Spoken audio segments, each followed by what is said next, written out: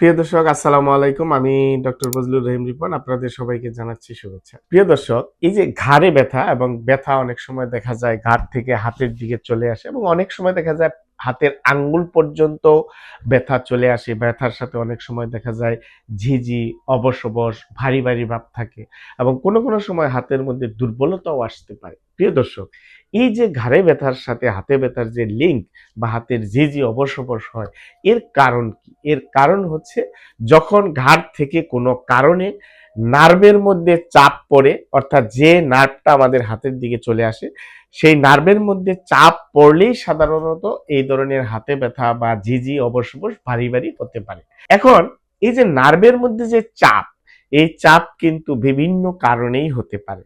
যেমন যদি ঘাড়ের মধ্যে যে ডিস্ক আছে, আপনার ঘাড়ের ভার্টিব্রা গুলা বা কশেরুকার মাঝখানে যে ডিস্ক, সেই ডিস্ক যদি কোনো কারণে স্লিপ করে এবং সে কারণে যদি নার্ভের মধ্যে চাপ পড়ে, সে কারণে এটা হতে পারে। এটা অনেক ক্ষেত্রেই কমন থাকে।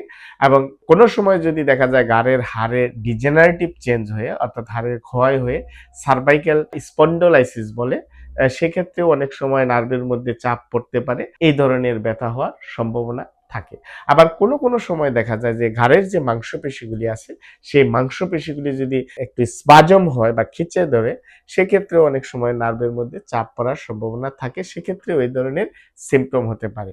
আবার কারো ক্ষেত্রে আমাদের ভুল ভঙ্গিমায়, অর্থাৎ ভুল ভঙ্গিমায় বসার কারণে দীর্ঘ সময় সামনে ঘাড় বাঁকিয়ে কাজ করার কারণেও কিন্তু অনেক সময় এই ধরনের ব্যথা হতে পারে। এই ধরনের ব্যথা হলে এটাকে বলা হয় সার্ভাইক্যাল রেডিকুলোপ্যাথি। এই সার্ভাইক্যাল রেডিকুলোপ্যাথির আসল চিকিৎসা ব্যবস্থাটা আসলে কি, সেটি আমাদের জানা খুবই জরুরি।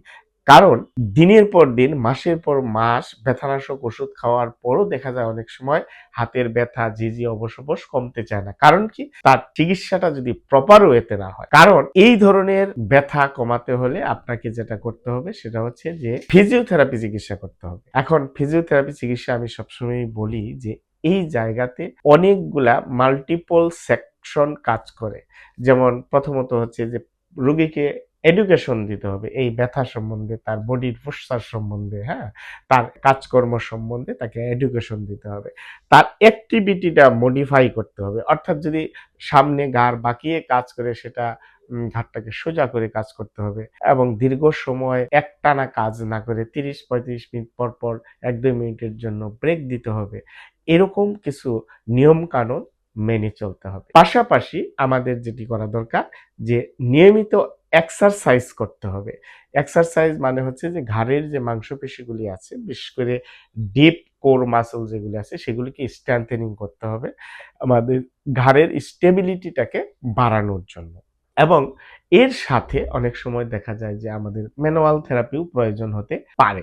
আমাদের যদি কোনো জয়েন্টের মধ্যে ডিসফাংশন থাকে, সেটাকে কারেকশন করার জন্য আমাদের ম্যানুয়াল থেরাপি খুব ইফেক্টিভলি কাজ করে।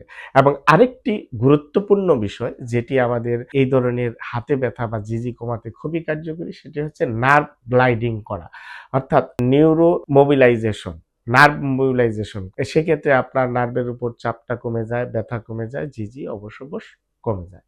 তো এর সাথে আমরা যদি কিছু ইলেকট্রিক্যাল মডালিটিস, যেমন আল্ট্রাসাউন্ড বা ইনফ্রারেড রেডিয়েশন, অনেক সময় শর্ট ওয়েভ ডায়াথার্মি, অনেক সময় টেন্স মানে সহায়ক হিসেবে কাজ করে।